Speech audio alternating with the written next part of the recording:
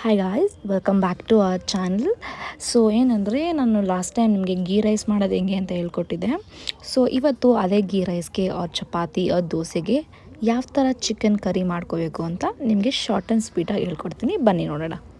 ಇಷ್ಟು ಇಂಗ್ರೀಡಿಯೆಂಟ್ಸ್ ಬೇಕಾಗುತ್ತೆ, ಏನೇನು ಬೇಕಾಗುತ್ತೆ ಹೇಳ್ಕೊಡ್ತೀನಿ ಬನ್ನಿ. ಕೊತ್ತಂಬರಿ ಸೊಪ್ಪು, ಈರುಳ್ಳಿ, ಇದು ಹಸಿಮೆಣ್ಸಿಗೆ, ಶುಂಠಿ ಎರಡು ಮಿಕ್ಸ್ ಆಗಿದೆ, ಬೆಳ್ಳುಳ್ಳಿ, ಚಕ್ಕೆ, ಲವಂಗ. ಓಕೆನಾ.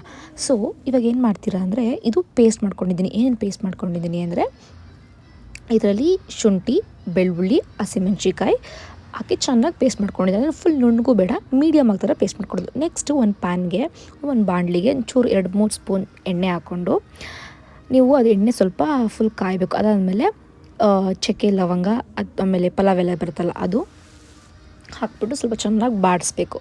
ಅದು ಹೆಂಗೆ ಅಂದರೆ, ಸ್ವಲ್ಪ ಅದು ಹಸಿ ವಾಸನೆ ಹೋಗೋಕ್ಕಂತ ಚೆನ್ನಾಗಿ ಆದಮೇಲೆ ನೀವು ಕಾಯಿ ಅಥವಾ ಕೊಬ್ಬರಿ ನಿಮ್ಮಲ್ಲಿ ಯಾವುದಿರುತ್ತೆ ಅದು. ನಮ್ಮಲ್ಲಿ ಕೊಬ್ಬರಿ ಇತ್ತು, ಸೊ ನಾನು ಕೊಬ್ಬರಿ ಹಾಕ್ತಾಯಿದ್ದೀನಿ. ಕೊಬ್ಬರಿ ಹಾಕ್ಬಿಟ್ಟು ಕೊಬ್ಬರಿ ಚೆನ್ನಾಗಿ ಅದು ಹಸಿ ವಾಸನೆ ಹೋಗೋಗಂಟ ಚೆನ್ನಾಗಿ ಫ್ರೈ ಮಾಡ್ಕೊಳ್ಳಿ. ಉರಿತಾ ಅಟ್ಲೀಸ್ಟ್ ಒಂದು 5 to 10 ಮಿನಿಟ್ಸ್ ಗಂಟ ಉರಿ. ಅದಾದಮೇಲೆ ಒಂದು 4-5 ಕಾಳು ಮೆಣಸು ಹಾಕ್ಕೊಳ್ಳಿ. ಮೆಣಸು ಹಾಕ್ಕೊಬಿಟ್ಟು ಹಂಗೆ ಮತ್ತೆ ಫ್ರೈ ಮಾಡ್ತಾರೆ. ಆಮೇಲೆ ಜೀರಿಗೆ ಹಾಕ್ಕೊಳ್ಳಿ. ಜೀರಿಗೆ ಹಾಕ್ಕೊಂಡು ಮತ್ತೆ ಸ್ಟಿರ್ ಮಾಡ್ತಾಯಿರಿ. ಹೆಂಗೆ ಅಂದರೆ, ಅದು ಹಸಿ ವಾಸನೆ ಹೋಗಬೇಕು. ಲೋ ಫ್ಲೇಮಲ್ಲಿ ಇಟ್ಕೊಂಡೇ ಮಾಡಿ. ನೀವೇನು ಲೈಕ್ ಜಾಸ್ತಿ ಇಟ್ಕೊಂಡು ಸೀದೋಗೋ ಥರ ಏನೂ ಮಾಡಿಬಿಡಿ. ಅದಾದಮೇಲೆ ಇದು ಎಲ್ಲ ಮಿಕ್ಸ್ ಆಗಿದೆ. ಇದರಲ್ಲಿ ಏನೇನು ಮಿಕ್ಸ್ ಆಗಿದೆ ಗೊತ್ತಾ? ಚಿಲ್ಲಿ ಪೌಡರ್, ಟರ್ಮರಿಕ್ ಪೌಡರ್, ಧನಿಯಾ powder, garam masala, chicken masala, mutton masala, ಇದೆಲ್ಲ ಮಿಕ್ಸ್ ಆಗಿದೆ. ಆ ಮಿಕ್ಸ್ ಆಗಿರೋದನ್ನ ನಾನು ಇಲ್ಲಿ ಉರಿತಾ ಇದ್ದೀನಲ್ವ, ಅದ್ರ ಜೊತೆಗೆ ಕೊಬ್ಬರಿ ಜೊತೆ ಮಿಕ್ಸ್ ಮಾಡ್ಕೊತೀನಿ. ಮಿಕ್ಸ್ ಮಾಡ್ಕೊಂಡು ಎಲ್ಲ ಫುಲ್ ಮಿಕ್ಸ್ ಮಾಡಿ, ಈ ಮಸಾಲನೂ ಅಷ್ಟೇ, ಮಸಾಲನೂ ಹಸಿ ವಾಸನೆ ಹೋಗೋ ಗಂಟ ಮಿಕ್ಸ್ ಮಾಡಿ ಚೆನ್ನಾಗಿ ಮಿಕ್ಸ್ ಮಾಡೋಣ. ಇದು ಸಪ್ರೇಟ್ ಪೇಸ್ಟಾಗಿ ಮಾಡ್ಕೋಬೇಕು ನಾವು. ಅದಕ್ಕೋಸ್ಕರ ಸ್ವಲ್ಪ ಎಣ್ಣೆ ಹುರಿದ್ರೆ ಸ್ವಲ್ಪ ಹಸಿ ವಾಸನೆ ಹೋಗುತ್ತೆ. ನಾವು ಒಂದೇ ಒಂದು ಕಾರಣಕ್ಕೆ ಎಣ್ಣೆ ಹುರಿತಾ ಇರೋದು.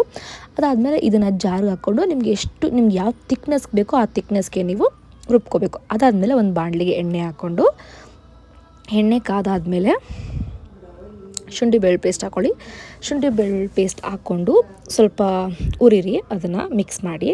ಅದಾದಮೇಲೆ ಅದು ಸ್ವಲ್ಪ ಕಾದಿದ್ದಾದಮೇಲೆ ಈರುಳ್ಳಿ ಹಾಕ್ಕೊಳ್ಳಿ.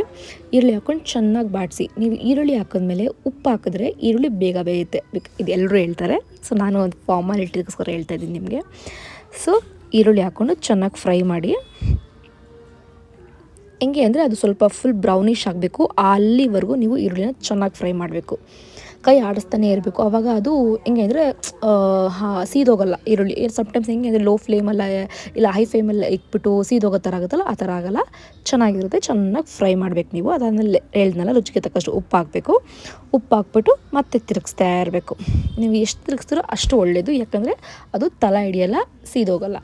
ಈರುಳ್ಳಿ ಚೆನ್ನಾಗಿರುತ್ತೆ. ಸೀದೋದ್ರೆ ಈರುಳ್ಳಿ ಒಂಥರ ಸ್ಮೆಲ್ ಬರುತ್ತೆ, ತಿನ್ನೋಕ್ಕೂ ಚೆನ್ನಾಗಿರಲ್ಲ.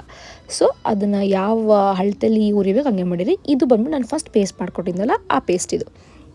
ಏನೇನು ಇನ್ಕ್ಲೂಡ್ ಆಗಿದೆ ಇದೆಲ್ಲ: ಹಸಿಮೆಣ್ಸಿನ್ಕಾಯಿ, ಬೆಳ್ಳುಳ್ಳಿ, ಶುಂಠಿ, ಆ ಮೂರು ಹಾಕಿ ಚೆನ್ನಾಗಿ ಪೇಸ್ಟ್ ಮಾಡ್ಕೊಂಡಿದ್ದೀನಿ. ನುಣ್ಣಗೆ ಎಲ್ಲ ಸ್ವಲ್ಪ ತರಿ ಆಗಿರಬೇಕು. ನೋಡಿ, ಇಲ್ಲಿ ಸಿಪ್ಪೆ ಥರ ಕಾಣಿಸುತ್ತಲ್ಲ, ಆ ಥರ. ಅದು ಹಾಕ್ಕೊಂಡು ಚೆನ್ನಾಗಿ ಫ್ರೈ ಮಾಡ್ಕೋಬೇಕು.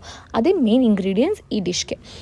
ಅದು ಹೆಂಗೆ ಅಂದರೆ, ನೀವು ಸಪ್ರೇಟಾಗಿ ಶುಂಠಿ ಬೆಳ್ಳುಳ್ಳಿ ಪೇಸ್ಟ್ ಹಾಕಿದ್ರೆ ಟೇಸ್ಟ್ ಬರಲ್ಲ. ನೀವು ಅದನ್ನು ಯಾವಾಗ ತರಿಯಾಗಿ ರುಬ್ಕೊಂಡು ಹಾಕ್ತೀರಾ ಆವಾಗಲೇ ಚೆನ್ನಾಗಿರುತ್ತೆ. ನೀವು ನುಣ್ಣಗೆ ರುಬ್ಬಿಟ್ರೆ ಅದು ಹೆಂಗೆ ಆಗ್ಬಿಡುತ್ತೆ ಗೊತ್ತಾ? ಒಂಥರ ಚಾಪ್ಸ್ ಥರ ಮಸಾಲ ಬಂದುಬಿಡುತ್ತೆ. ಆ ಥರ ಮಾಡಬಾರ್ದು. ಈ ಥರ ನೀವು ನುಣ್ಣಗೆ ರುಬ್ಕೋಬೇಕು.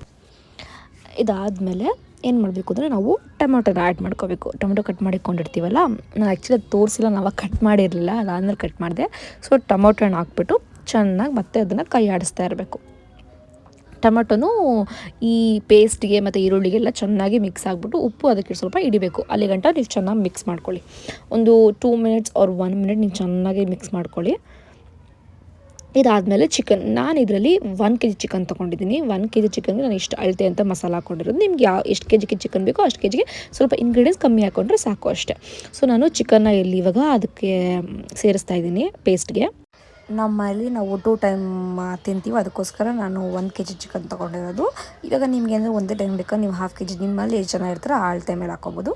ಸೊ ನಾನು ಇದಕ್ಕೆ ಇವಾಗ ಟರ್ಮರಿಕ್ ಪೌಡರು ಅಂದರೆ ಅರಿಶಿನ ಪುಡಿ ಮತ್ತು ಉಪ್ಪು ಮತ್ತು ಪೆಪ್ಪರ್ ಪೌಡರ್ ಹಾಕ್ತಾಯಿದ್ದೀನಿ. ಅದು ಹಾಕ್ಬಿಟ್ಟು ಒಂದು ಚೆನ್ನಾಗಿ ಮಿಕ್ಸ್ ಕೊಡ್ತೀನಿ. ಸೊ ಹಸಿ ವಾಸನೆ ಏನಾದ್ರು ಇದ್ದರೆ ಹೋಗ್ಬಿಡುತ್ತೆ ಅಂತ ಒಂದೇ ಒಂದು ಕಾರಣಕ್ಕೆ ನಾನು ಅರಿಶಿನ ಪುಡಿ ಮತ್ತು ಪೆಪ್ಪರ್ ಪೌಡರ್ನ ಹಾಕೋದು. ಆಮೇಲೆ ಫ್ಲೇವರ್ ಕೂಡ ಚೆನ್ನಾಗಿರುತ್ತೆ ಪೆಪ್ಪರ್ ಪೌಡರ್ ಹಾಕಿದ್ರೆ. ಆಮೇಲೆ ನಾನು ಈ ಪೆಪ್ಪರ್ ಪೌಡರು ಅಂಗಡಿಯಿಂದ ತಂದಿರೋದಲ್ಲ, ನಾನೇ ಮನೆಯಲ್ಲಿ ಸ್ವಂತವಾಗಿ ಮೆಣಸು ಕಾಳು ಬರುತ್ತಲ್ಲ, ಮೆಣಸು ಕಾಳನ್ನ ರುಬ್ಬಿರೋದು, ಸ್ವಲ್ಪ ಜೀರಿಗೆ ಹಾಕ್ಬಿಟ್ಟು. ಸೊ ಇದೆಲ್ಲ ಮಿಕ್ಸ್ ಮಾಡಾದ್ಮೇಲೆ ಒಂದು 5 ಮಿನಿಟ್ಸ್ ಕ್ಲೋಸ್ ಮಾಡಿಬಿಟ್ಟು ಬಿಟ್ಬಿಡೋಣ, ಅದ್ರ ಪಡ್ಗೆ ಅದಾಗಲಿ. ಸೊ ಇವಾಗ 5 ಮಿನಿಟ್ಸ್ ಆಗಿದೆ. ಸೊ ಲಿಡ್ ತೆಗೆದಾಗ ನೋಡಿ ನಾನು ಒಂದು ಚೂರು ನೀರು ಹಾಕಿಲ್ಲ, ಅದಾಗದೇ ನೀರು ಬಿಟ್ಕೊಂಡಿದ್ದೆ. ಸೊ ಅವಾಗ ಏನು ಮಾಡ್ತೀನಿ, ಒಂದು ಸುತ್ತು ತಿರುಗಿಸ್ಬಿಡ್ತೀನಿ. ಇವಾಗ ನೀರು ಬಿಟ್ಕೊಂಡಿದ್ದಲ್ವ ಅದು ಕೆಳಗಡೆ ಇರುತ್ತಲ್ವ, ಸೊ ಎಲ್ಲ ಒಂದು ಕಡೆ ತಿರುಗಿಸಿದಾಗ ಎಲ್ಲ ಅದಕ್ಕೂ ಸ್ಪ್ರೆಡ್ ಆಗುತ್ತೆ. ಇದು ನಾನು ಪೇಸ್ಟ್ ಮಾಡ್ಕೊಂಡಿದ್ದೆನಲ್ಲ, ಕೊಬ್ಬರಿ ಮತ್ತು ಸ್ಪೈಸಸ್ ಎಲ್ಲ ಹಾಕ್ಬಿಟ್ಟು ಇದು ಆ ಪೇಸ್ಟನ್ನ ಹಾಕ್ಕೊಂಡು ಚೆನ್ನಾಗಿ ತಿರುಗಿಸ್ಕೊಡ್ಬೇಕು. ಇವಾಗ ಆ ಪೇಸ್ಟು ಚಿಕನ್ಗೆಲ್ಲದಕ್ಕೂ ಮಿಕ್ಸ್ ಆಗಬೇಕು. ಸೊ ಚೆನ್ನಾಗಿ ಒಂದು ಮಿಕ್ಸ್ ಮಾಡ್ಕೊಂಡು ಬಂದೆ. ಸೊ ಮಿಕ್ಸ್ ಮಾಡಾಗ ನೋಡಿ ನೀರು ಬಿಟ್ಕೊಂಡಿದೆಯಲ್ಲ ಅದು. ಸೊ ನಮಗೆ ಎಷ್ಟು ನೀರು ಬೇಕು ಅಂದರೆ, ನಿಮಗೆ ತೆಳ್ಳಗೆ ಬೇಕಾ, ಗಟ್ಟಿಗೆ ಬೇಕಾ, ನಿಮಗೆ ರೈಸಿಗೆ ತಿನ್ನೋ ಥರ ಬೇಕಾ, ಮುದ್ದೆಗೆ ತಿನ್ನೋ ಥರ ಬೇಕಾ, ಆ ಪ್ರಕಾರ ಮೇಲೆ ನೀವು ನೀರು ಹಾಕ್ಕೋಬೇಕು. ನನಗೆ ಮೀಡಿಯಮ್ ಗ್ರೇವಿ ಥರ ಬೇಕಾಗಿತ್ತು. ಸೊ ನಾನು ಸ್ವಲ್ಪ ಜಾಸ್ತಿ ನೀರು ಹಾಕ್ಕೊಂಡೆ, ಯಾಕಂದರೆ ಅದು ಬೇಯ್ತಾ ನೀರು ಹೀರ್ಕೊಳ್ಳುತ್ತೆ. ಸೊ ಲಾಸ್ಟಲ್ಲಿ ಸ್ವಲ್ಪ ಕ್ವಾಂಟಿಟಿ ಗ್ರೇವಿ ಸಿಗುತ್ತೆ ಅಂತ ಉದ್ದೇಶಕೊಂಡು ಸ್ವಲ್ಪ ಜಾಸ್ತಿ ನೀರು ಹಾಕ್ಕೊಂಡೆ. ನಾನು ನೀರು ಹಾಕ್ಕೊಂಡು ಮತ್ತು ರುಚಿಗೆ ತಕ್ಕಷ್ಟು ಉಪ್ಪು ಹಾಕ್ಕೊಂಡಿದ್ದೀನಿ. ಹಾಕ್ಬಿಟ್ಟು ಇವಾಗ ಲಿಡ್ ಕ್ಲೋಸ್ ಮಾಡಿಬಿಡೋಣ. ಸೊ ಒಂದು 5 to 10 ಮಿನಿಟ್ಸ್ ಬಿಟ್ಬಿಡೋಣ ಇದನ್ನು ಅದ್ರ ಪಾಡಿಗೆ. ನೋಡಿ ಮತ್ತೆ ತೆಗೆದು ನೋಡ್ತಾ ಇದ್ದೀನಿ, ಅದು ಫುಲ್ಲು ಕುದೀತಿದೆ, ಮಳ್ತಿದೆ. ಸೊ ಇದೆಲ್ಲ ಆಲ್ಮೋಸ್ಟ್ ಹಾಫ್ ಆಗಿಬಿಟ್ಟಿದೆ, ಹಾಫ್ ಅಲ್ಲ 3/4 ಆಗಿಬಿಟ್ಟಿದೆ. ಸೊ ನಾನು ಜಸ್ಟ್ ಚೆಕ್ ಮಾಡ್ತಾಯಿದ್ದೀನಿ ಬೆಂದಿದೆಯಾ ಏನು ಅಂತ ತಿರುಗಿಸಿ.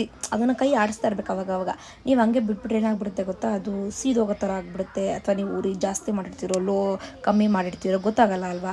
ಸೊ ನೀವು ಅವಾಗ 5 ನಿಮಿಷಕ್ಕೂ ಬಿಟ್ಟು ತಿರುಗಿಸ್ತಾ ಇದ್ರಿ, ಅವಾಗ ಗೊತ್ತಾಗುತ್ತೆ ಅದು ಬೆಂದಿದೆಯಾ, ಇನ್ನೂ ಟೈಮ್ ತೊಗೊಳುತ್ತಾ ಏನು ಅಂತ. ಸೊ ನೋಡಿ ಇದು ಆಲ್ಮೋಸ್ಟ್ ಆಗಿದೆ. ಸೊ ನಾನು ಇವಾಗ ಮೇಲ್ಗಡೆ ಕೊತ್ತಂಬರಿ ಸೊಪ್ಪು, ಸ್ವಲ್ಪ ಪುದೀನ ಸ್ವಲ್ಪ ಕಟ್ ಮಾಡಿ ಫುಲ್ ಮೀಡಿಯಮ್ ಚಾಪ್ ಮಾಡಿಬಿಟ್ಟಿದ್ದೀನಿ. ಅದನ್ನು ಉದುರಿಸ್ತೀನಿ, ಅದು ಜಸ್ಟ್ ಫ್ಲೇವರ್ಗೋಸ್ಕರ ಅಷ್ಟೇ. ಅದನ್ನು ಹಾಕ್ಬಿಟ್ಟು ಮತ್ತೆ ಒಂದು ಚೆನ್ನಾಗಿ ಮಿಕ್ಸ್ ಕೊಡ್ತೀನಿ. So finally chicken gravy ready ಆಗಿದೆ. ಇದನ್ನು ಮಾಡೋಕ್ಕೆ ಆಲ್ಮೋಸ್ಟ್ ನಿಮಗೆ ಎಷ್ಟು ಅಂದರೆ ಒಂದು 1/2 hour ಸಾಕಾಗುತ್ತೆ. ನೀವು ನಿಮ್ಮಲ್ಲಿ ಟ್ರೈ ಮಾಡಿ ಹೆಂಗಿದೆ ಅಂತ ನನಗೆ ಕಮೆಂಟ್ ಬಾಕ್ಸಲ್ಲಿ ತಿಳಿಸಿ. Thank you for watching. ಹಿಂಗೆ ಸಪೋರ್ಟ್ ಮಾಡ್ತಾಯಿರಿ. ನಿಮಗೆ ಇನ್ನೂ ಬೇರೆ ಥರ ರೆಸಿಪಿ ಟ್ರೈ ಮಾಡಿ ತೋರಿಸ್ತೀನಿ. ಸೊ ನಿಮಗೆ ಇಷ್ಟ ಆಗಿದ್ದರೆ ಲೈಕ್, ಶೇರ್, ಕಮೆಂಟ್ ಮಾಡಿ, ಸಬ್ಸ್ಕ್ರೈಬ್ ಮಾಡಿ. Thank you for watching.